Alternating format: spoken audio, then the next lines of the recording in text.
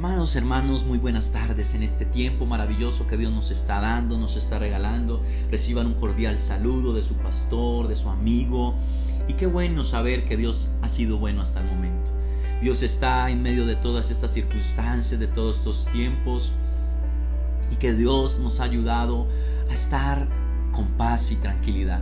Que las angustias nos visitan, que todas aquellas cosas, hermanos y hermanas, nos visitan, pero con la palabra nos fortalecemos, nos avivamos. Amados hermanos, en esta preciosa tarde vamos a orar y a encomendar estos tiempos en las manos de Dios. Sabemos que Él es nuestro Salvador y nuestro ayudador y en quien podemos poner toda nuestra confianza. Amado Dios y buen Padre Celestial, en esta preciosa tarde te alabamos, te bendecimos. Te damos gracias, Señor, por la vida. Te damos gracias, Señor, por la salud. Te damos gracias por tu favor, Señor. Gracias por el techo, gracias por el alimento, gracias por el vestido, gracias por los diferentes servicios, Señor, como la luz, el agua, Señor, y todas aquellas cosas preciosas que tú nos permites. Amado Dios, hoy queremos levantar nuestra oración hacia ti, al Dios de donde viene mi socorro, donde viene mi esperanza, donde el que clamo y me responde. Y tú eres fiel, precioso Dios Jesús, precioso Padre, precioso Jesús, precioso Espíritu Santo. En esta preciosa tarde te damos gracias. Gracias por ayudarnos, gracias por guiarnos. Gracias, precioso Dios, por tu fidelidad, por tu amor, por tu misericordia. Amado Dios, ponemos en tus manos nuestras vidas, nuestras familias, nuestras hijas, nuestros seres queridos, precioso Dios, nuestros vecinos, nuestra comunidad, nuestra nación.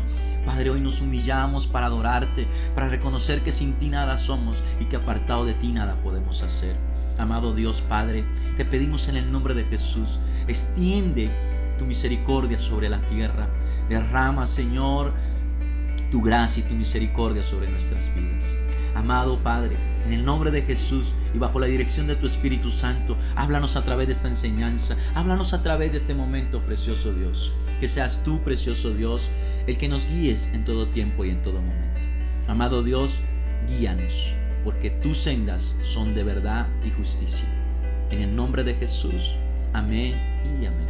Bueno, mis amados hermanos, después de haber orado, vamos a meditar hoy sobre un tema: los valles oscuros. Los valles oscuros, y viene sacado de este libro. Este tema viene con sus mayores aportes, viene de el libro de Sinclair B. Ferguson, que se llama Abandonado por Dios. Y este tema sale del Salmo famoso, el Salmo 23, Jehová es mi pastor. Entonces sale del versículo 4, no le voy a leer todo el Salmo 23, aunque es relativamente corto, solo tiene 6 versículos, pero quiero que vamos al versículo 4, que es nuestro versículo base. Y dice así en el favor del Espíritu Santo: aunque ande en valle de sombra de muerte, no temeré mal alguno, porque tú estarás conmigo. Tu vara y tu cayado me infundirán aliento. Hermanos, desde la niñez, la mayoría de nuestros temores siempre ha sido el miedo a la oscuridad. Esto me recuerda la infancia de mi vida. Un momento les quiero contar aquí para hacer un poco de paréntesis y hablarles un poco de mi infancia. Recuerdo que existía un colegio que se llamaba Laura Vicuña. Ese colegio fue cementerio, fue iglesia y terminó siendo un colegio. Recuerdo que Laura Vicuña era muy famoso porque se manifestaban allí el jinete sin cabeza, la monja, y no me recuerdo muy bien de todos aquellos donde aparecía la bruja en un árbol. Y recuerdo que nosotros somos 3 hermanos, mi hermano Jorge, mi hermano Wilmar y mi persona Edwin Vanegas. Y recuerdo que un grupo de jóvenes íbamos allá en la noche. Íbamos allá y subíamos hasta cierto lugar porque el colegio por sí era muy tenebroso. Igual el colegio sí tenía historias de apariciones, de que los que estudiaban allí, eso era un colegio solamente del sexo femenino. Y muchas de las estudiantes, algunas compañeras de nuestra infancia, nos contaban que ya los cuadros se movían, que los ojos de los cuadros se movían. Y un sinfín de cosas. Recuerdo que nosotros íbamos en la noche y nos íbamos y hacíamos la convocatoria entre los amigos del barrio. Le decíamos pues entonces a Laura Vicuña, y pasaban sustos tremendos. Y después de esos sustos llegaba la noche. cuando ya teníamos que acostarnos, y recuerdo que nosotros muchas veces nos hacíamos al rincón de nuestra madre por miedo a la oscuridad. En la oscuridad no vemos y por eso andamos desconfiados, porque no controlamos del todo la situación. Dejamos de ser los capitanes y los dueños de nuestro destino en medio de la oscuridad. Entonces, iglesia, quiero que a través de este salmo Dios nos lleve a reconocer muchas cosas, y haremos muchos paréntesis en este espacio de esta enseñanza. Y dice el comentario de Sinclair Ferguson: David sabía cómo era estar en la oscuridad.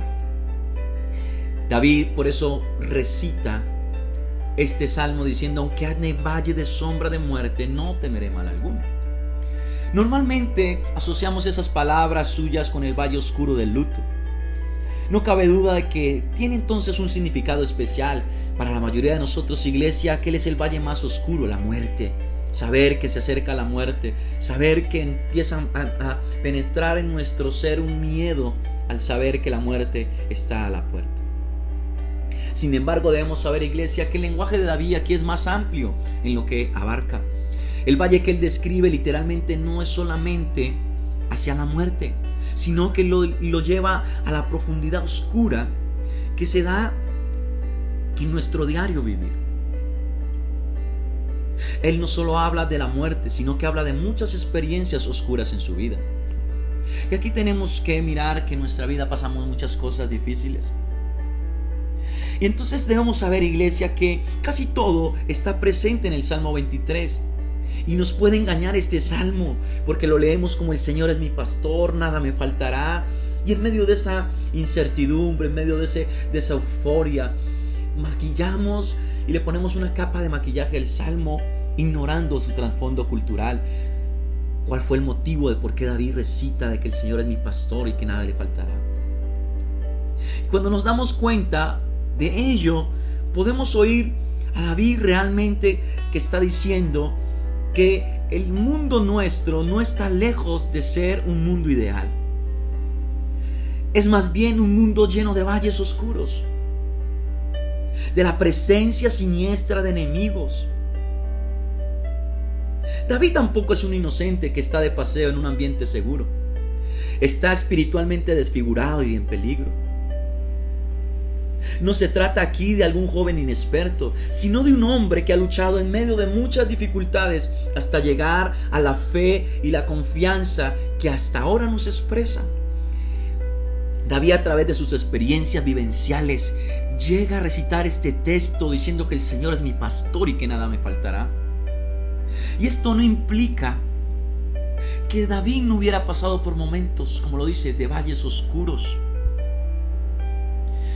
Aquí entra una pregunta maravillosa: ¿cómo podemos compartir esa fe y esa confianza nuestra? ¿Cómo estar tan seguros como estaba David de que Dios estaría con nosotros aún en esos valles oscuros? En primer lugar, debemos reconocer, iglesia, que lo que David estaba diciendo en este salmo no es más que una evidencia. Su experiencia como pastor y sus conocimientos de las ovejas como una especie de moraleja o alegoría en la vida cristiana.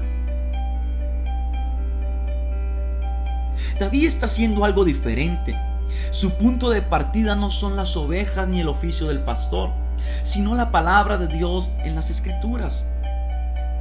Amados hermanos, David en este texto realmente está haciendo y aplicando un pasaje concreto de la Biblia en su propia vida, al decirnos que dejadme que os cuente cómo yo llegué a experimentar su verdad y su poder. David dice: dejadme, yo quiero contarles cómo llego a experimentar esta verdad y su poder de que el Señor es mi pastor y que nada me faltará. El caso es que David no fue el primero en decir esto. Escuchen, mi iglesia, David no fue el primero en decir que Jehová es mi pastor. Esas palabras también las habló Jacob, el engañador, que se convirtió en príncipe al final de su vida. Dio su bendición patriarcal a los hijos de José, Efraín y Manasés. Y esto lo encontramos en Génesis 48:15, donde dice: y el Dios delante de quien anduvieron mis padres Abraham e Isaac, El Dios que ha sido mi pastor toda mi vida hasta ese día, el ángel que me ha rescatado de todo mal, bendiga a esos muchachos. Como dice el Dios que ha sido mi pastor. Aquí tenemos un hombre que había andado por valles oscuros, morales, espirituales y emocionales, y aún físicamente. Criado en el seno, estamos hablando de Jacob, criado en el seno de una familia en la que el padre y la madre habían favorecido a un hijo diferente. La Biblia dice, amó a Isaac y a Esaú, mas Rebeca amó a Jacob.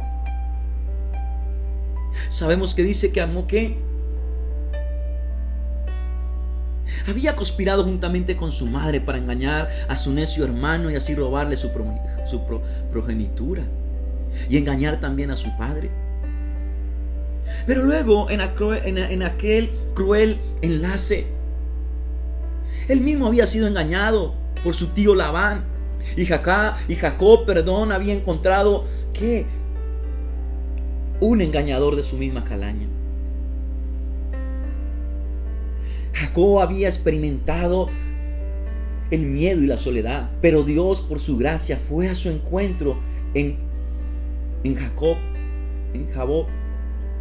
Luchó con el ángel y lo transformó en un príncipe. No obstante, iglesia, Jacob no había cambiado del todo, ni mucho menos. Más tarde en su vida imitaría los errores de sus propios padres. Llamó a Israel, Jacob, a José más que a todos sus hijos, y le hizo una túnica de diversos colores. Parecía que los pecados de los padres habían sido visitados sobre los hijos. Pero Dios en su gracia lo encaminó a bien, tal como lo cuenta la historia de José, ilustrada de manera maravillosa. Jacob había luchado con Dios y con los hombres, pero al final de su vida, iglesia, pudo mirar hacia atrás y regocijarse de que el Señor hubiera sido su pastor, yendo tras él como tras una oveja perdida, rescatándolo, sacándolo y proveyéndole para él. Por eso podemos ver aquí en el Salmo 23 que David está diciendo simplemente: yo también he participado de las experiencias de Jacob. Yo también he vagado en la oscuridad, pero lo que descubrió él, yo también lo he descubierto. El Señor es mi pastor y nada me faltará. Dejadme que os explique, iglesia, qué significa para mí, para mi vida. Cuando John Wesley yacía moribundo, fueron a visitarlo muchos de sus amigos. Siendo estos creyentes fuertes, estaban deseosos de poder animarlo con las promesas de Dios. No obstante, en un momento determinado, Wesley se incorporó en la cama y con especial energía les dijo: sí, todas estas promesas son ciertas, pero lo mejor de todo es que Dios está con nosotros. Y esta es la clave de lo que David dice. Podemos mirar cara a cara la peor de todas las posibles situaciones y decir: aunque ande en valle de sombra de muerte, no temeré mal alguno, porque tú estarás conmigo. Nos podemos dar cuenta, iglesia, que si el Señor le pastoreaba a través del valle más oscuro, entonces en todos los demás valles de la vida, la presencia del Señor y su poder bastaría para mantenerlo bien agarrado. Por eso, durante tantos siglos, la traducción tradicional del Salmo 23, aunque ande en valle de sombra de muerte, tú estarás conmigo, ha significado tanto para los creyentes.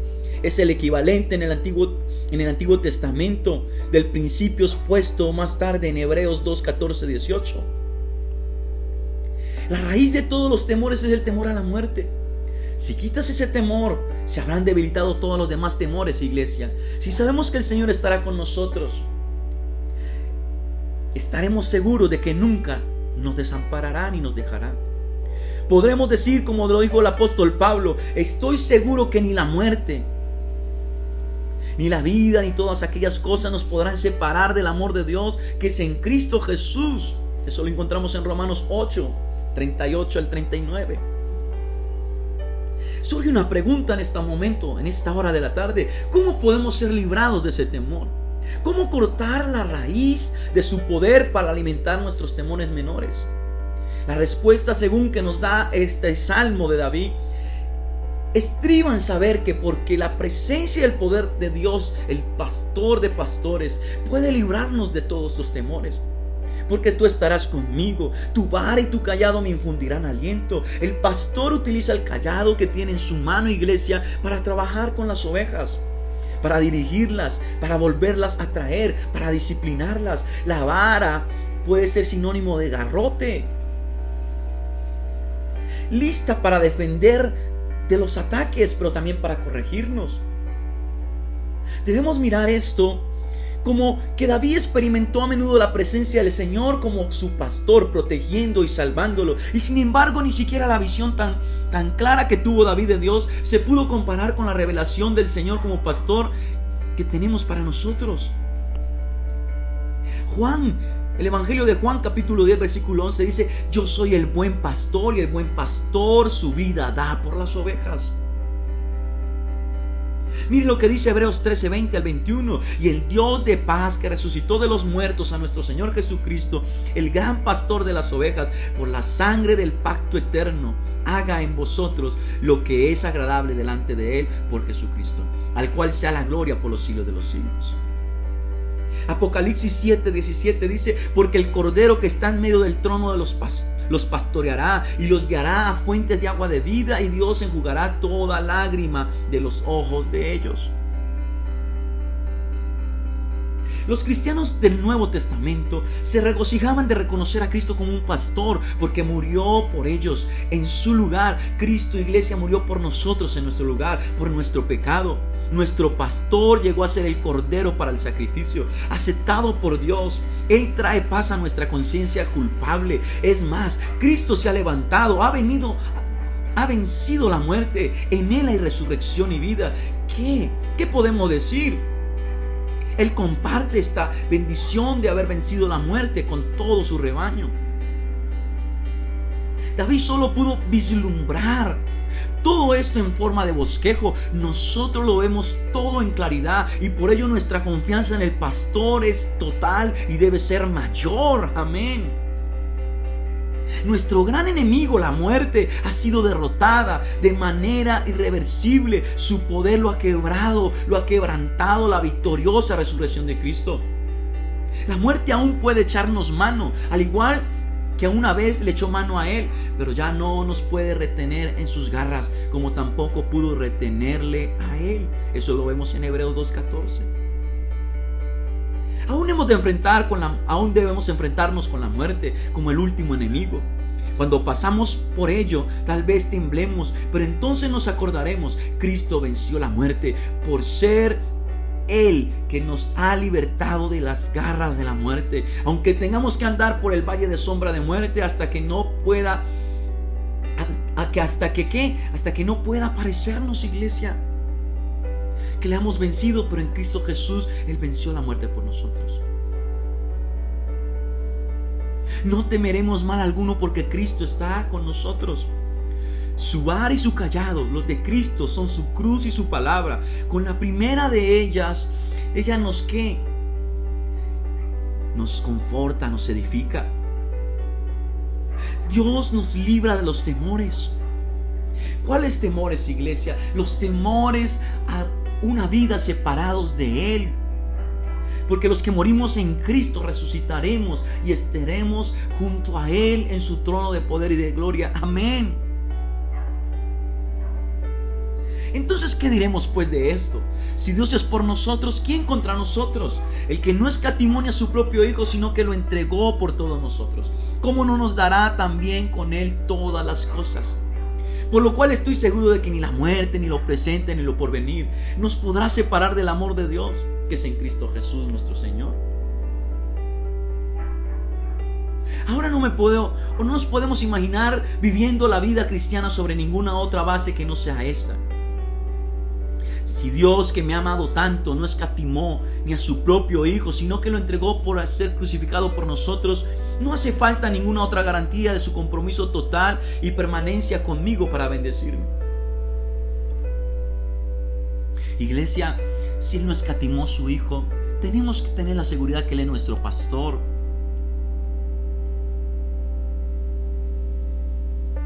Iglesia, si mis más profundos temores pueden llegar a ser realidad, puede ser que no entienda lo que Dios está haciendo en mi vida, o ha estado.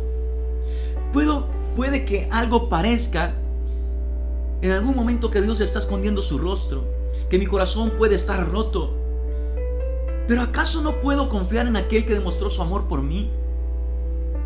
Cuando nosotros éramos impotentes por nuestro pecado, envió a Cristo a morir por nosotros. Si ha hecho esto, iglesia, escúchenme, amados hermanos, si Dios ha hecho esto por nosotros, ¿no nos hará otras cosas mayores? ¿Acaso dejará de darnos alguna cosa que sea útil al instante para el bien, con los fines que ha hecho todo este propósito? La muerte de Cristo ha llegado a ser la vara, el garrote, que le rompe el cuello a nuestros temores y a nuestro enemigo que quiere venir a turbar nuestra paz. Su palabra se convierte en el cayado que nos sustenta, que nos alienta, que nos rescata del peligro. Escúchenme, iglesia, que quiero hacer un paréntesis. Los valles oscuros.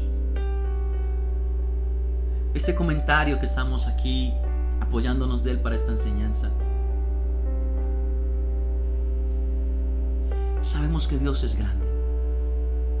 Y esto no quiere decir que Dios nos vaya a siempre salvar de un suceso difícil en la vida. David puede decir con seguridad que Él es su pastor, porque libró grandes batallas por Él, pero Él padeció persecución. Tuvo un enemigo por muchos años llamado Saúl.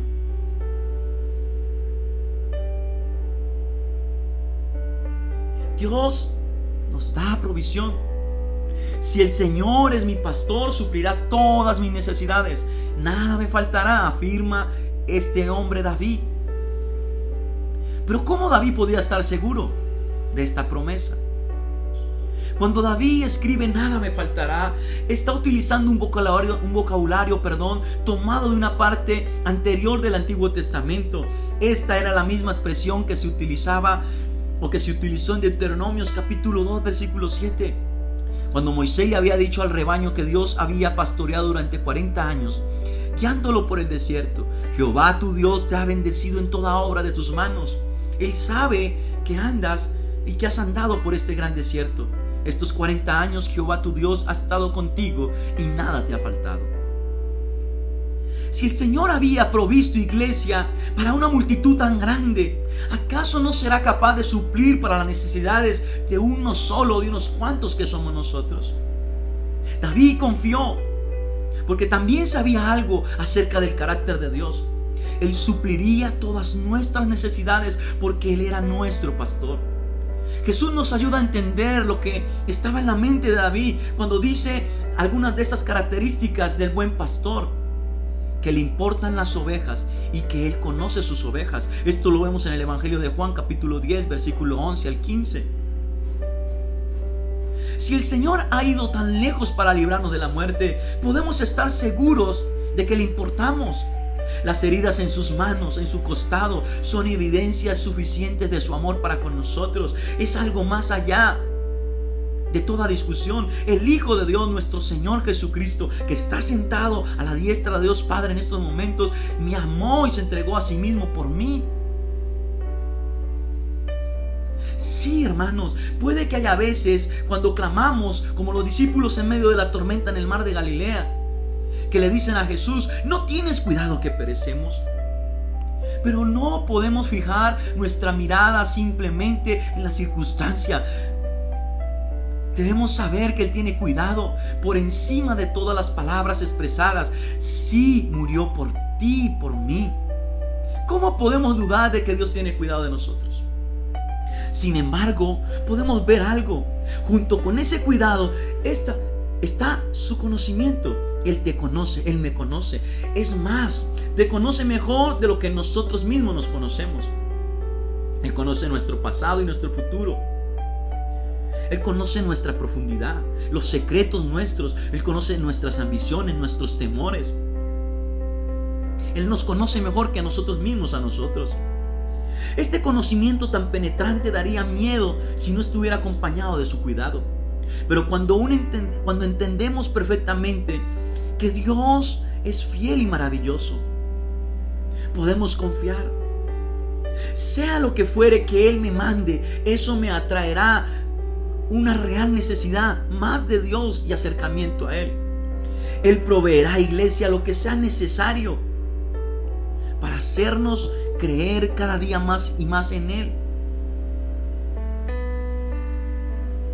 Podemos confiar en Él.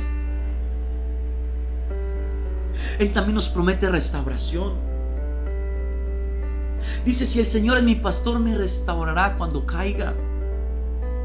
Parte de la hermosa literatura del Salmo 23, como el poder estético de algún cuadro de Rembrandt, estriba en la manera como se utiliza la oscuridad y las sombras para hacer resaltar la hermosura de la luz de Cristo. Amén. El Salmo 23 está lleno de sombras. David andaba por un valle de sombras profundas y oscuras. Más tarde se refiere a la sombra echada sobre su vida por sus enemigos en el versículo 5. Pero hay una sombra también detrás de estas palabras sencillas: Él restaura mi alma. Dios restaura nuestra alma, iglesia. Otro de los salmos entran en bastantes detalles al describir que la senda que condujo a esta tranquilidad y seguridad David fue que tal vez los pecados y los fracasos de David fueron conocidos públicamente. Por eso él dice: restaura mi alma. No obstante, tenemos que ver más ampliamente. El pastor lleva a sus ovejas a delicados pastos y junto a aguas de reposo, con el fin de hacerlas descansar y de restaurarlas. Hay aquí más de una mera palabra de perdón. Hay un trato de gracia continuo. Se lo voy a repetir: aquí hay un trato de gracia continuo y prolongado. Justo lo que David necesitaba y nosotros necesitamos.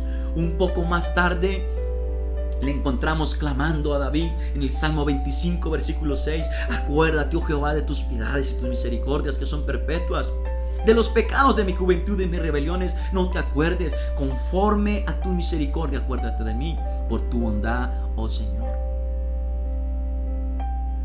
De modo inexplicable, mientras procuramos vivir para Cristo, encontramos avivadas en nuestro recuerdo memorias del pecado pasado, la vergüenza de la culpa pasada, incidentes desde hace mucho tiempo olvidados, vuelven y se incuban en nuestra mente, queriéndonos robar la paz y el gozo, la alabanza y el testimonio que nos ha paralizado en muchos momentos de nuestra vida.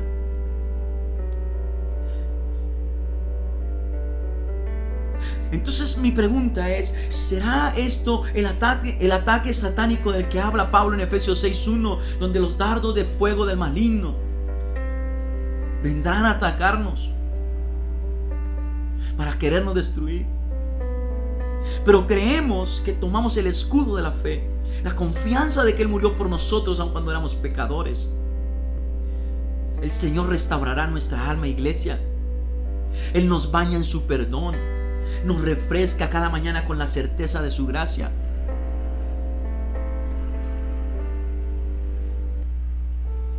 Por eso yo te digo, iglesia, un inconveniente necesario puede irritar un futuro celestial.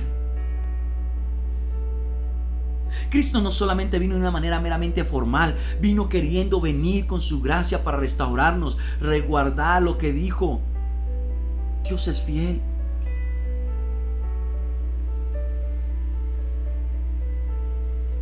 La gracia del pastor es en realidad gratuita. Como David lo recalca continuamente: me guiará por senda de justicia por amor de Él. Él nos restaura por amor de Él. La mayoría de las enseñanzas van direccionadas a la justicia, no del hombre, sino de Cristo, de Dios.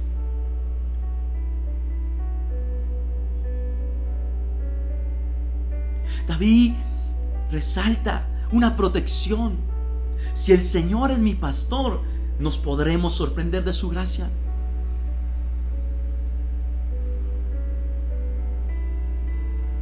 Iglesia, una de las razones por qué se lee el Salmo de esta manera es que suponemos que ningún pastor normal merendaría con su rebaño en lugar infestado de lobos.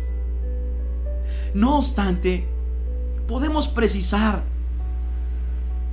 que sus caminos son más sabios que los nuestros y su sabiduría nos hace grandes.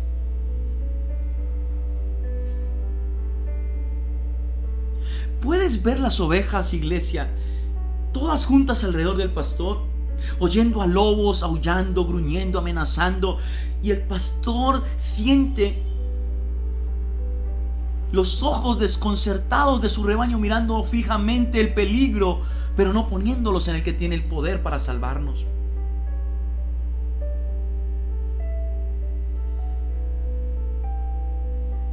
Hemos oído el eco de estas palabras por encima de la tormenta en el mar de Galilea con los discípulos que se encontraban en aquella tormenta por haber seguido la obediencia a Jesús, porque ellos obedecieron al irse en la barca. La obediencia, escúchenme, la obediencia en ninguna parte nos garantiza una vida libre de problemas. Mire cómo le contestan sus discípulos: ¿no tienes cuidado que perecemos?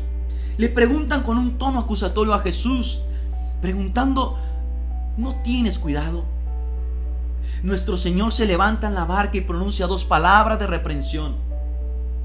Una va dirigida a la tormenta, que la calla y la enmudece, y la otra va dirigida a la tormenta de nuestros corazones.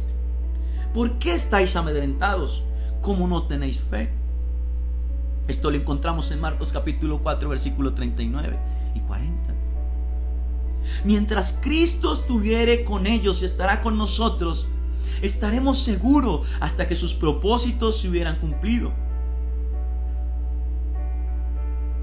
Los discípulos con reproche, como lo hacemos nosotros, iglesia, muchas veces en nuestra vida: Señor, ¿pero por qué? Señor, ¿te has olvidado de mí? Con reproche se nos olvida que Él es fiel. Y le decimos: Señor, ¿no tienes cuidado? Jesús les dijo: ¿por qué no confiáis en mí? Lo tomaremos literal como dice en Marcos. Solo después se darían cuenta de que Él también les había tomado a ellos, tal como estaban, espiritualmente empobrecidos, hombres de poca fe, porque quería enseñarles que siempre podían confiar en el cuidado de un pastor que daría la vida por sus ovejas.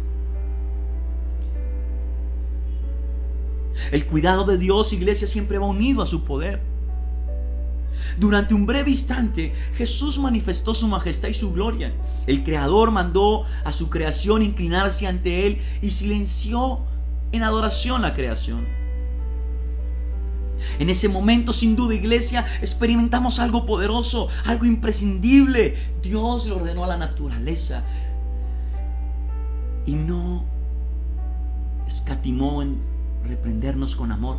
¿Por qué teméis? ¿Por qué os amedrentáis? ¿Por qué? Porque en momentos de nuestra vida dudamos.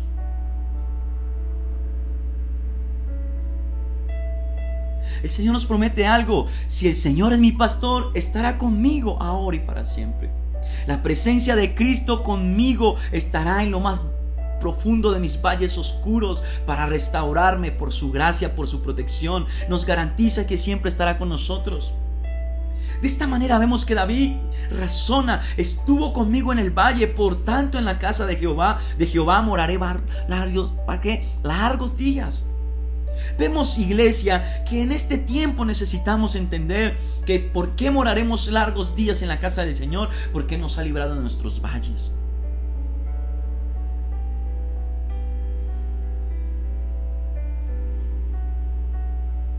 Iglesia, para ir concluyendo esta enseñanza,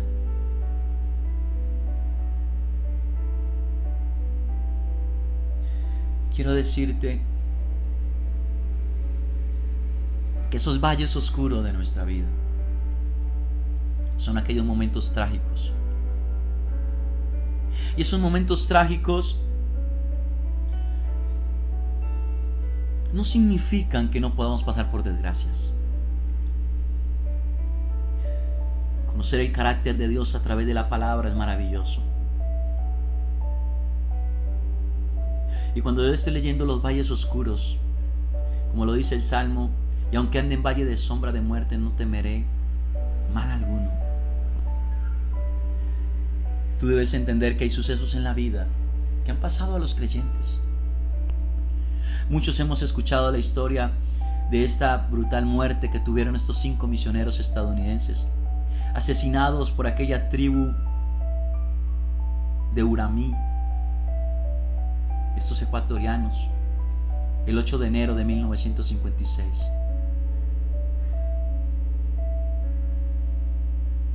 ¿Cómo podemos entender el Salmo a la luz de que Dios les permitió morir por medio de esta tribu ecuatoriana, los Huarani? ¿Cómo aplicar este salmo? Y aquí es donde el salmo trasciende y podemos verlo aplicado a estos estadounidenses de la manera que nos libró o los libró del valle de la separación eterna y los reunió con la luz eterna de su presencia. ¿Cómo poder entender que los cristianos, los seguidores de Cristo, muchas veces no mueren, como dice la Biblia, en buena vejez? Julio Melgar fue arrasado por uno de los cánceres más letales. ¿Cómo poder entender esta porción de la Biblia donde dice que y murieron en buena vejez porque hicieron conforme a Dios? Por eso hay partes de la Biblia que no puedes tomar literal, porque morir en una buena vejez es de muerte natural, pero morir en una mala circunstancia es por un cáncer, por una enfermedad terminal, por una violencia. Pero si lo entendemos a nivel de la vida eterna, Julio Melgar murió en su mejor momento porque se fue a pasar con el Rey de Reyes y Señor de Señores. Yo conozco una historia, no menciono nombres porque no he hablado y no es ético hablar sin haber consultado con este hermano, donde hice mis estudios, que espero terminarlos en la Universidad Seminario Bíblico de Colombia, mis estudios teológicos. Espero terminar la carrera profesional con la ayuda del Señor, si me da vida y me da fuerzas. Conocí un hombre, un compañero, donde su padre era pastor, un hombre recto, correcto, porque si así es el hijo, como yo lo conocí, que todavía está en vida, este joven, él no le gustaba hablar mucho de ese tema, pero la guerrilla mató a su padre. ¿Cómo poder entender estos valles oscuros? Pero hay que ir más allá. Si vemos la historia de estos 5 estadounidenses que murieron por esta tribu ecuatoriana, los Huarani,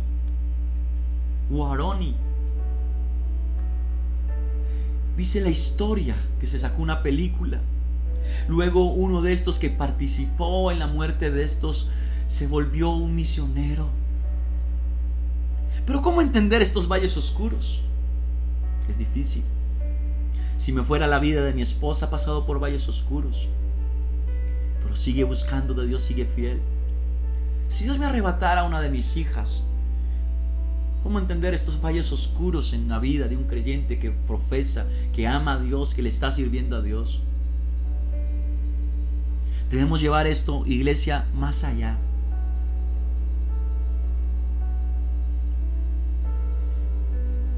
Y debemos llevar esta promesa de David, este salmo de eminencia para los creyentes de que el Señor es mi pastor. No lo lleve solamente a esta vida terrenal, sino llévalo a la vida eterna. Porque aunque David relata que lo libró de valles oscuros, esto no es sinónimo de que nunca pasaremos por momentos difíciles. El mismo David vivió valles oscuros. Su hija Tamar fue violada. Su hijo Absalón se sublevó contra él. El rey Saúl, porque él le ayudaba en las batallas, se llenó de envidia y furor y quiso destruirlo.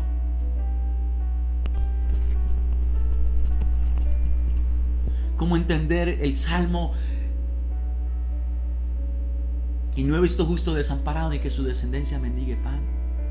Cuando vemos a veces en la tierra creyentes que padecen hambre. porque debemos llevarlo. Yo no quiero dañar su fe, antes quiero centralizarla. De que esta vida es pasajera, de que esta vida no se compara con la promesa celestial de nuestro Padre. Jesús lo dijo, y con esto voy concluyendo. Jesús lo dijo: y voy al Padre a preparar muchas moradas, porque si no fuera así no los diría. Hay muchos valles de oscuridad en nuestras vidas.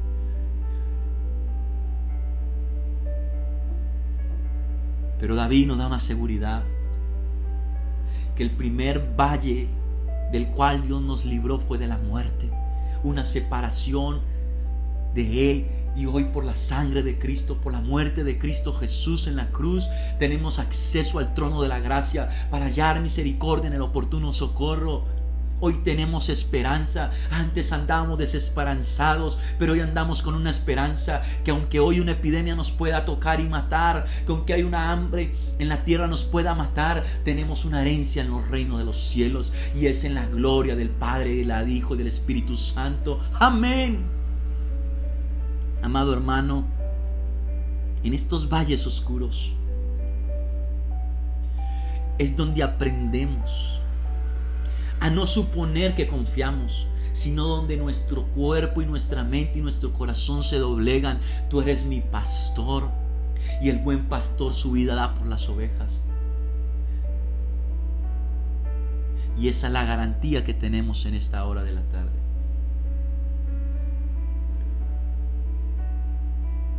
Por eso David dice en este salmo: y estaré por largos días en su presencia. Levanta tu ánimo,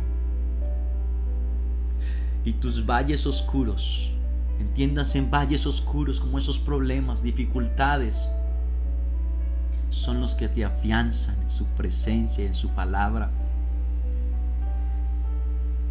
Y si no te basta, lee Job capítulo 42. De oídas te había oído, pero ahora mis ojos te ven. ¿A través de qué? De la experiencia. Job experimentó el sacrificio, experimentó la burla, experimentó la acusación, experimentó la enfermedad, experimentó la pérdida de seres queridos, y termina diciendo: había oído de ti, pero ahora mis ojos te ven. La mayor experiencia que puede tener todo cristiano es experimentar en medio de la tormenta la paz que trae Dios, la bonanza que trae Dios a nuestros corazones. Tu fe y mi fe no se pueden desfigurar por un valle oscuro. Ese valle oscuro debe figurar y darnos más claridad en la fe en Cristo Jesús. Mi amado hermano y mi amada hermana, en esta tarde vamos a orar para terminar. Amado Dios y Padre Celestial, en los valles oscuros estarás. Tú no me prometiste que no tendría dolores, pero me prometiste un lugar donde no habría dolor ni lágrimas, sino alegría, gozo y satisfacción. Gracias, Dios, por estos tiempos y estos momentos. Gracias, precioso Jesús, por estos preciosos y gloriosos momentos. Padre, gracias por los valles oscuros, porque allí es donde puede resplandecer la luz. Y en mis mayores valles oscuros ha venido tu luz y ha alumbrado mi corazón con esperanza. Gracias, Padre, gracias, Hijo, y gracias, Espíritu Santo. En el nombre de Jesús.